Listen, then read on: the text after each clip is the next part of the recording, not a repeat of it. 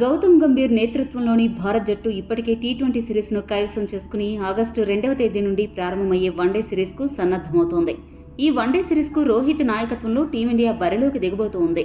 ఈ 3 మ్యాచ్ల సిరీస్ కోసం కేఎల్ రాహుల్ మరియు రిషబ్ పంత్లో ఎవరు ఆడతారు అనే చర్చ ఎక్కువగా జరుగుతోంది.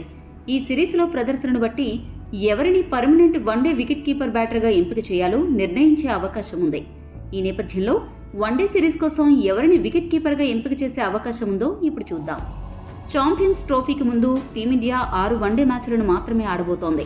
దీంతో రాహుల్ వర్సెస్ పంత్లో ఎవరు ఉండబోతున్నారు అనే ఆతృత పెరిగిపోయింది.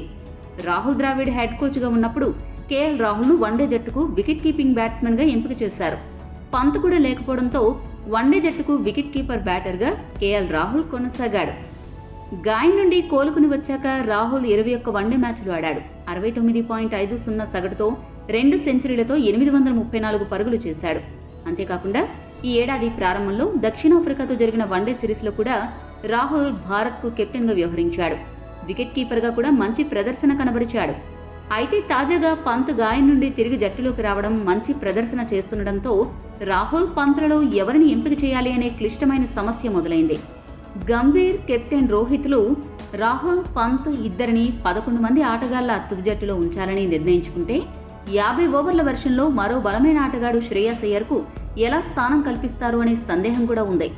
అయ్యర్ జోహన్నెస్బర్గ్లో దక్షిణాఫ్రికాపై 52 పరుగులు చేశాడు. 2023లో 20 మ్యాచ్లకు గాను 53 సగటుతో 3 సెంచరీలతో 846 పరుగులు చేశాడు. కాబట్టి రాహుల్, పంత్, అయ్యర్ ఈ ముగ్గురు 2 బ్యాటింగ్ స్లాట్ల కోసం పోటీ పడుతున్నారు. ఒకవేళ ముగ్గురికి అవకాశం కల్పిస్తే 5 బౌలర్లతోనే ఆడవలసి ఉంటుంది.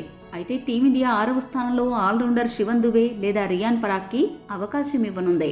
ఈ పరిస్థితుల్లో వికెట్ కీపర్గా కేఎల్ రాహుల్, మరొక బ్యాటర్గా శ్రేయస్ అయ్యర్ను ఎంపిక చేసి పంత్ను బెంచ్కు పరిమితం చేయనున్నారు. అదీ కాకుండా గాయం నుండి తిరిగి వచ్చిన తర్వాత పంత్ వన్డే మ్యాచ్ ఒక్కటి కూడా ఆడలేదు. దీంతో మొదటి వన్డేలో రాహుల్కే ఛాన్స్ ఇవ్వాలని యాజమాన్యం నిర్ణయం తీసుకుంది. మీ దృష్టిలో కేఎల్ రాహుల్, పంత్లో ఎవరిని వికెట్ కీపర్గా ఎంపిక చేస్తే బాగుంటుందో కామెంట్ చేయండి. మరిన్ని స్పోర్ట్స్ అప్డేట్స్ కోసం మా ఛానల్ను సబ్స్క్రైబ్ చేసుకోండి.